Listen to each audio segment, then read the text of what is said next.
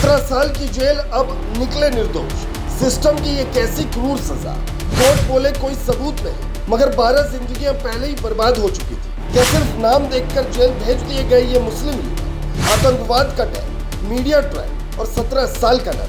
असली गुनहगार अब भी आजाद। देश से न्याय गायब है क्या? 2006 मुंबई ट्रेन ब्लास्ट की 189 जाने गए, सैकड़ों घायल हुए और देश दहल उठा।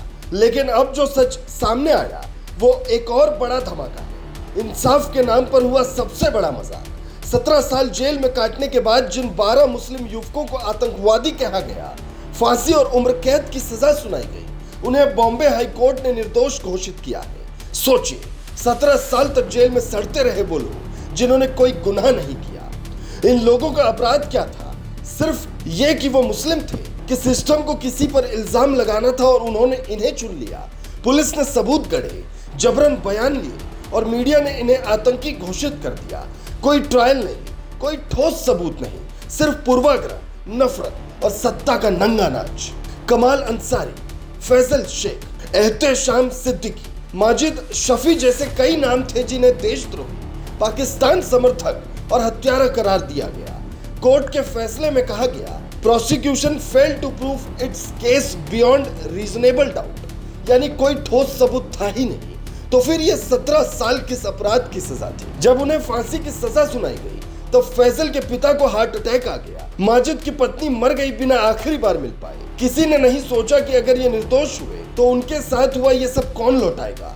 वो साल, वो दर्द, वो इज्जत, वो रिश्ते, सब तबाह। ये सिर्फ 12 की बात नहीं है, ये उस पूरे सिस्टम का आईना है जो धर्म और नाम देखकर फैसला करता है, जिसने कभी उन्हें आतंकी साबित करने की कोशिश तो की, पर जांच के नाम पर सिर्फ ढोंग किया। अब कोर्ट का फैसला आया तो सब खामोश है, न माफी, न मुआवजा, न शर्त। ओवैसी ने पूछा है, क्या महाराष्ट्र एटीएस के अफसरों पर कार्रवाई होगी? क्या उन लोगों को जवाबदेह ठहराया जाएगा जिन्होंने इन मासूमों की जिंदगी को बर्बाद कर दिया? शायद नहीं, क्योंकि सिस्टम की सबसे बड़ी ताकत यही है, वो माफी नहीं मांगता और ना ही गलती स्वीकारता है। 180 परिवार जिन्होंने अपने प्रियजनों को खोया, उन्हें भी इंसाफ नहीं मिला, क्योंकि जो आरोपी जेल में थे अब वो तो निर्दोष निकले। तो असली गुनहगार कौन था, कहां है?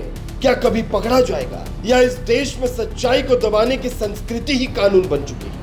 इस केस ने साबित कर दिया कि देश का कानून, जांच एजेंसी और मीडिया सब मिलकर एक निर्दोष इंसान को आतंकवादी बना सकती है। और जब सच सामने आता है तो सब चुप हो जाते हैं।